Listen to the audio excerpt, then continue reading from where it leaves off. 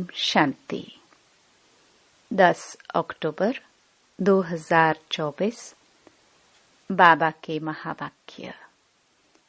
मीठे बच्चे, उठते बैठते बुद्धि में ज्ञान उछलता रहे तो अपार खुशी में रहेंगे।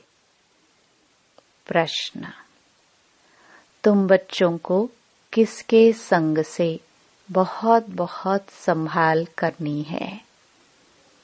उत्तर: जिनकी बुद्धि में बाप की याद नहीं ठहरती, बुद्धि इधर उधर भटकती रहती है, उनके संग से तुम्हें संभाल करनी है।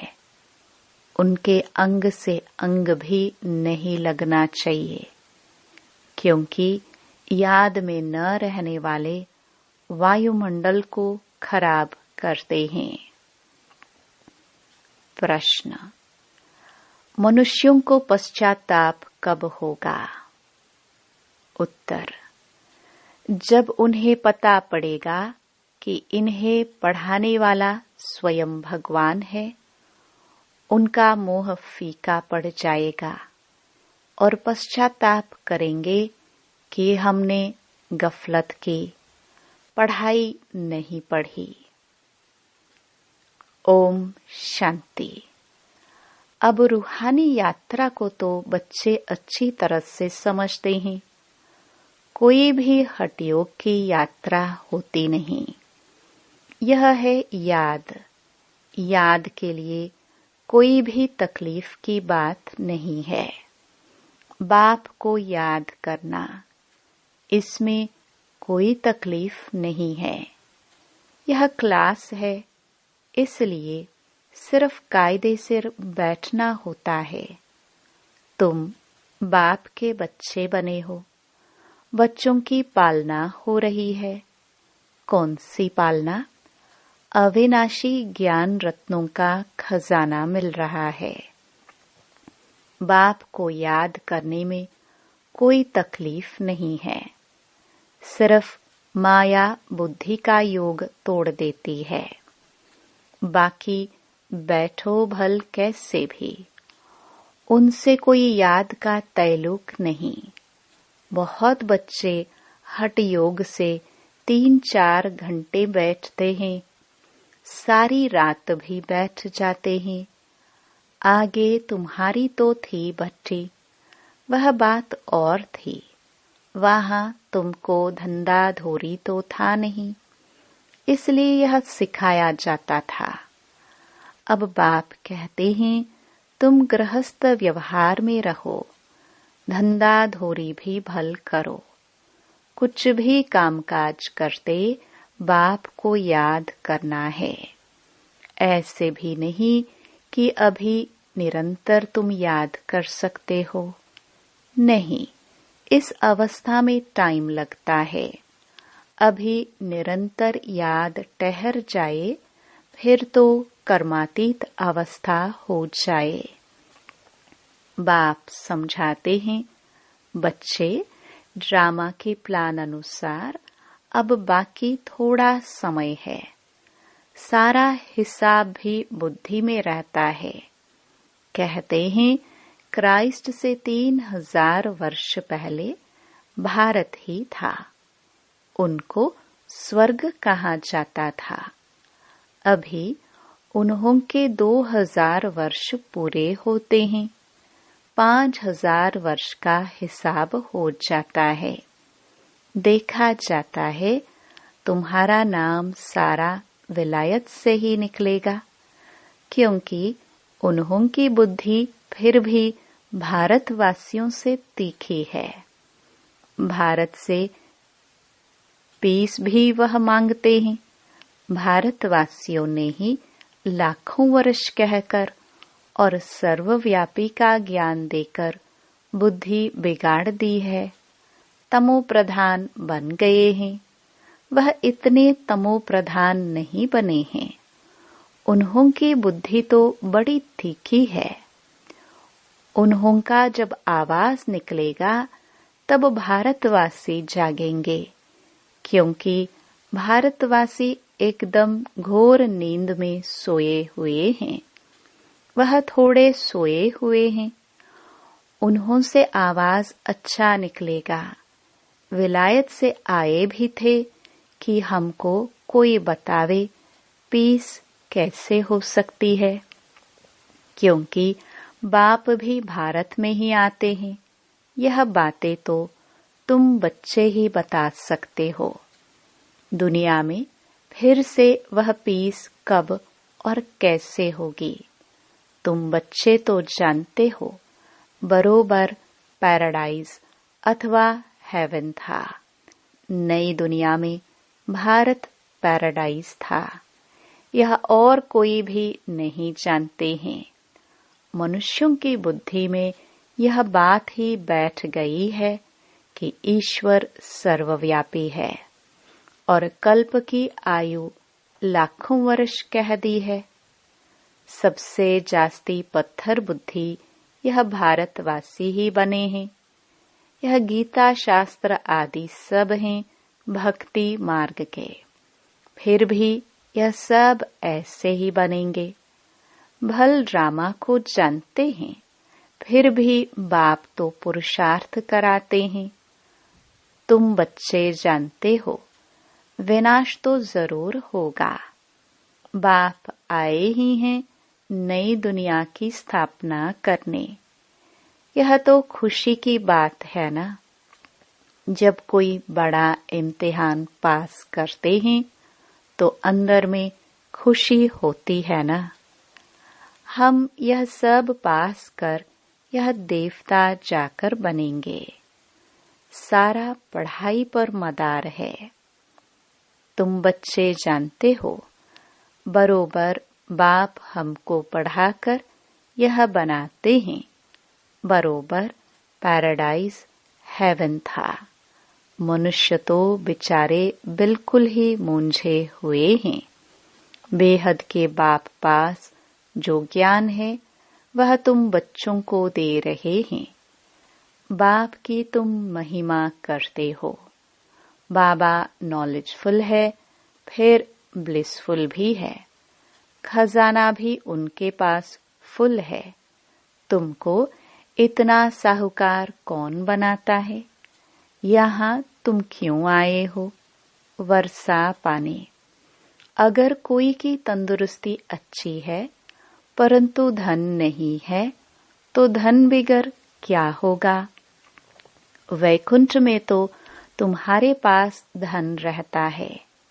यहाँ जो साहूकार हैं उनको नशा रहता है।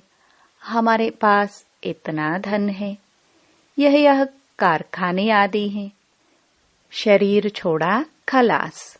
तुम तो जानते हो हमको बाबा 21 जन्मों के लिए इतना खजाना दे देते हैं। बाप खुद तो खजाने का मालिक नहीं बनते हैं। तुम बच्चों को मालिक बनाते हैं। यह भी तुम जानते हो। विश्व में शांति तो सिवाय गॉड फादर के कोई स्थापन कर न सके। सबसे फर्स्ट क्लास चित्र है यह त्रिमूर्ति गोले का। इस चक्कर में ही सारा ज्ञान भरा हुआ है। तुम्हारी ऐसी कोई वंडरफुल चीज होगी तब वह समझेंगे इसमें जरूर कोई ऐसा राज है। बच्चे कोई छोटे छोटे खिलौने बनाते हैं। वह बाबा को पसंद नहीं आते। बाबा तो कहते बड़े चित्र लगाओ जो दूर से कोई पढ़कर समझ सके। मनुष्य अटेंशन बड़ी चीज पर देंगे। इसमें क्लियर दिखाया हुआ है। उस तरफ है कलयुग, इस तरफ है सतयुग। बड़े बड़े चित्र होंगे तो मनुष्यों का अटेंशन खींचेगा। टूरिस्ट भी देखेंगे, समझेंगे भी वह अच्छी तरह से। यह भी जानते हैं क्राइस्ट से 3000 वर्ष पहले स्वर्ग था। बाहर तो ऐसे नहीं जानते। 5000 वर्ष का हिसाब तुम क्लियर समझाते हो। तो यह इतना बड़ा बनाना चाहिए जो दूर से देख सके और अक्षर भी पढ़े, जिससे समझे कि दुनिया की अंत तो बरोबर है। बॉम्ब्स तो तैयार होते रहते हैं, नेचुरल कैलामिटीज भी होगी।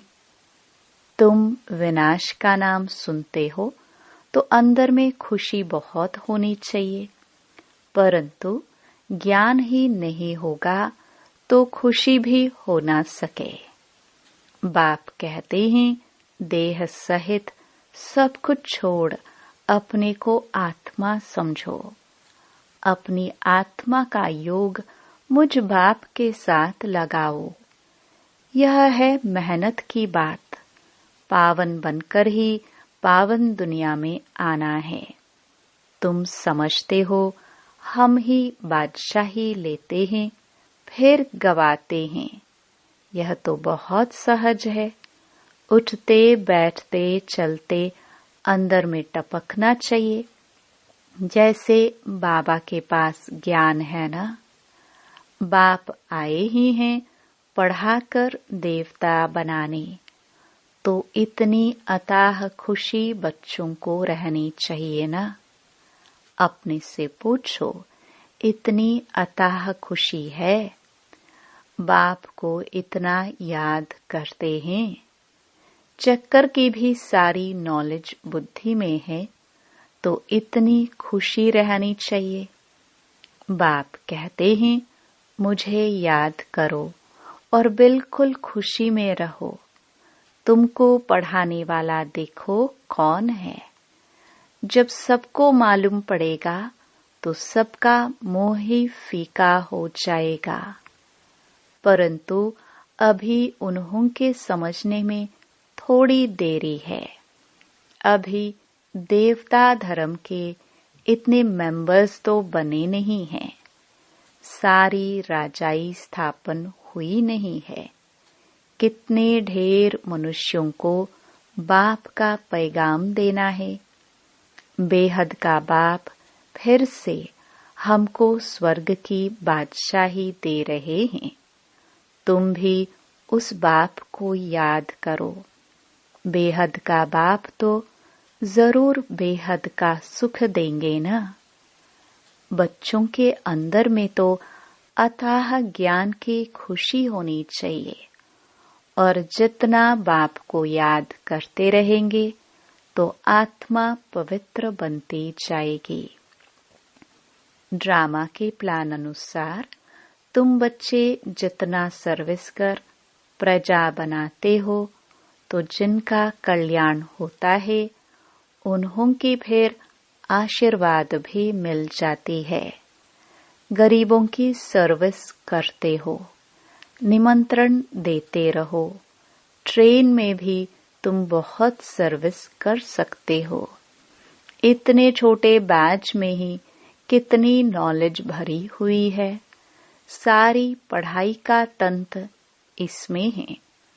बैजेस तो बहुत अच्छे अच्छे ढेर बनाने चाहिए, जो किसको सौगात भी दे सके। कोई को भी समझाना तो बहुत सहज है। सिर्फ शिव बाबा को याद करो। शिव बाबा से ही वर्षा मिलता है, तो बाप और बाप का वर्षा स्वर्ग की बादशाही कृष्णपुरी को याद करो। मनुष्यों की मत तो कितनी मूंझी हुई है, कुछ भी समझते नहीं हैं। विकार के लिए कितना तंग करते हैं, काम के पिछाड़ी कितना मरते हैं। कोई बात ही समझते नहीं। सबकी बुद्धि बिल्कुल चट हो गई है। बाप को जानते ही नहीं। यह भी ड्रामा में नोंद है। सबकी मेंटल खलास हो गई है। मानसिक शक्ति खत्म हो गई है। बाप कहते हैं, बच्चों तुम पवित्र बनो तो ऐसे स्वर्ग के मालिक बन जाएंगे, परंतु समझते ही नहीं। आत्मा की ताकत सारी निकल गई है। कितना समझाते हैं, फिर भी पुरुषार्थ करना और कराना है। पुरुषार्थ में थकना नहीं है, हार्ट फेल भी नहीं होना है। इतनी मेहनत की, भाषण से एक भी नहीं निकला, लेकिन तुमने जो सुनाया उसे जिसने भी सुना उस पर छाप तो लग गई। पिछाड़ी में सब जानेंगे जरूर। तुम बीके की अताह महिमा निकलने वाली है, परंतु एक्टिविटी देखते हैं तो जैसे एकदम बेसमझी की। कोई रिगार्ड ही नहीं, पूरी पहचान नहीं, बुद्धि बाहर भटकती रहती है। बाप को याद करे तो मदद भी मिले, बाप को याद करते नहीं तो गोया वह पतित हैं। तुम बनते हो पावन। जो बाप को याद नहीं करते हैं तो उन्हों की बुद्धि जरूर कहाँ न कहाँ भटकती रहती है। तो उनके साथ अंग अंग से नहीं मिलना चाहिए, क्योंकि याद में न रहने के कारण वह वायुमंडल को खराब कर देते हैं। पवित्र और अपवित्र इकट्ठे हो न सके, इसलिए बाप पुरानी सृष्टि को खलास कर देते हैं। दिन प्रतिदिन कायदे भी सख्त निकलते जाएंगे। बाप को याद नहीं करते हैं तो फायदे के बदले और ही नुकसान करते हैं। पवित्रता का सारा मदार याद पर है। एक जगह बैठने की बात नहीं है। यहाँ इकट्ठा बैठने से तो अलग अलग पहाड़ी पर जाकर बैठे वह अच्छा है। जो याद नहीं करते हैं वह हैं पतित। उनका तो संग भी नहीं करना चाहिए। चलन से भी मालूम पड़ता है। याद बिगर पावन तो बन न सके।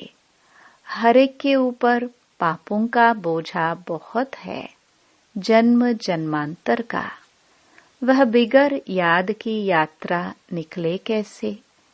वह गोया पतित ही हैं।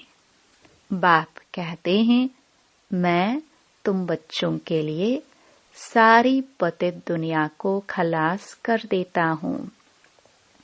उनका संग भी न हो, परंतु इतनी भी बुद्धि नहीं कि किसके साथ संग करना चाहिए। तुम्हारा प्यार पावन का पावन के साथ होना चाहिए। यह भी बुद्धि चाहिए ना। स्वीट बाप और स्वीट राजधानी के सिवाय और कोई याद न आए। इतना सब त्याग करना कोई मासी का घर नहीं है। बाप को तो बच्चों पर अथाह प्यार है। बच्चे पावन बन जाओ तो तुम पावन दुनिया के मालिक बन जाएंगे। हम तुम्हारे लिए पावन दुनिया की स्थापना कर रहे हैं। इस पतित दुनिया को बिल्कुल खलास कर देते हैं। यहाँ इस पतित दुनिया में हर चीज तुमको दुख देती है। आयु भी कमती होती जाती है। इनको कहा जाता है वर्थ नॉट अ पेनी। कौड़ी और हीरे में फर्क तो होता है ना। तो तुम बच्चों को कितनी अथाह खुशी होनी चाहिए। गाया भी जाता है, सच तो बिठो नच। तुम सतयुग में खुशी में डांस करते हो। यहाँ तो कोई भी वस्तु से दिल नहीं लगानी है। इनको तो देखते हुए देखना नहीं है। आंखें खुली होते हुए भी जैसे कि नींद हो, परंतु वह हिम्मत, वह अवस्था चाहिए। यह तो निश्चय है कि यह पुरानी दुनिया होगी ही नहीं। इतना खुशी का पारा चढ़ा रहना चाहिए। चुटकी काटनी चाहिए। अरे, हम शिव बाबा को याद करेंगे तो विश्व की बादशाही मिलेगी। हठयोग से भी बैठना नहीं है। खाते पीते काम करते बाप को याद करो। यह भी जानते हो राजधानी स्थापन हो रही है। बाप थोड़ी कहेंगे दासी बने। बाप तो कहेंगे पुरुषार्थ करो पावन बनने का। बाप पावन बनाने के पुरुषार्थ कराते हैं। तुम फिर पतित बनते हो। कितने झूठ पाप करते हो। हमेशा शिव बाबा को याद करो तो पाप सब स्वाहा हो जाए। यह बाबा का यज्ञ है ना, बड़ा भारी यज्ञ है। वह लोग यज्ञ रचते हैं, लाखों रुपया खर्च करते हैं। यहाँ तो तुम जानते हो सारी दुनिया इसमें स्वाहा हो जानी है। बाहर से आवाज होगा, भारत में भी फैलेगा। एक तो बाप के साथ बुद्धि का योग हो तो पाप कटे और फिर ऊंच पद भी मिले। बाप का तो फर्ज है बच्चों को पुरुषार्थ कराना। लौकिक बाप तो बच्चों की सेवा करते हैं, सेवा लेते भी हैं। यह बाप तो कहते हैं मैं तुम बच्चों को 21 जन्मों का वर्षा देता हूँ। तो ऐसे बाप को याद जरूर करना है जिससे पाप कट जाए। बाकी पानी से थोड़े पाप कटते हैं। पानी तो जहाँ तहाँ है। विलायत में भी नदियाँ हैं, तो क्या यहाँ की नदियाँ पावन बनाने वाली, विलायत की नदियाँ पतित बनाने वाली है क्या? कुछ भी मनुष्यों में समझ नहीं है। बाप को तो तरस पड़ता है ना।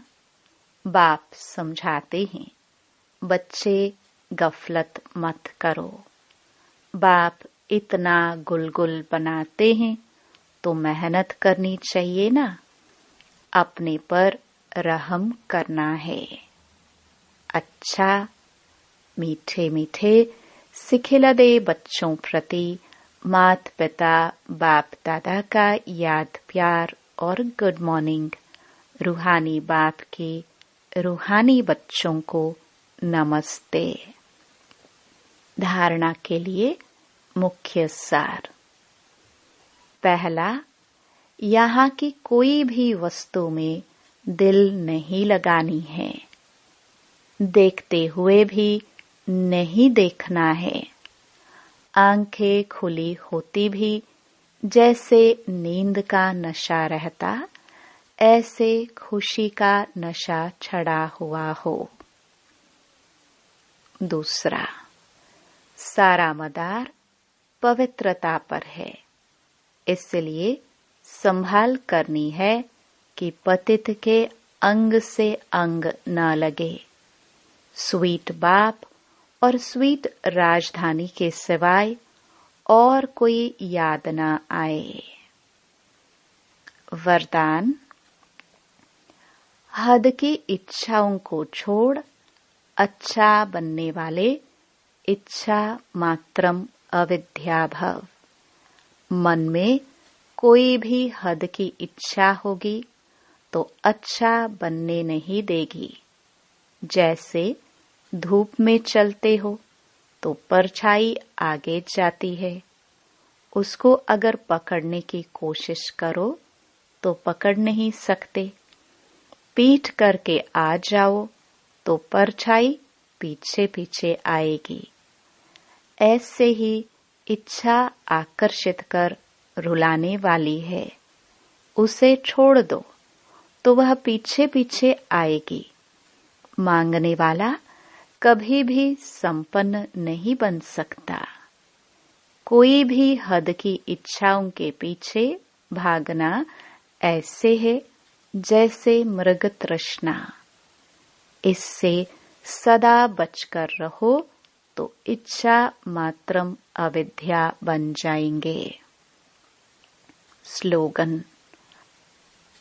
अपने श्रेष्ठ कर्म व श्रेष्ठ चलन द्वारा दुआएं जमा कर लो तो पहाड़ जैसी बात भी रुई के समान अनुभव होगी। ओम शांति।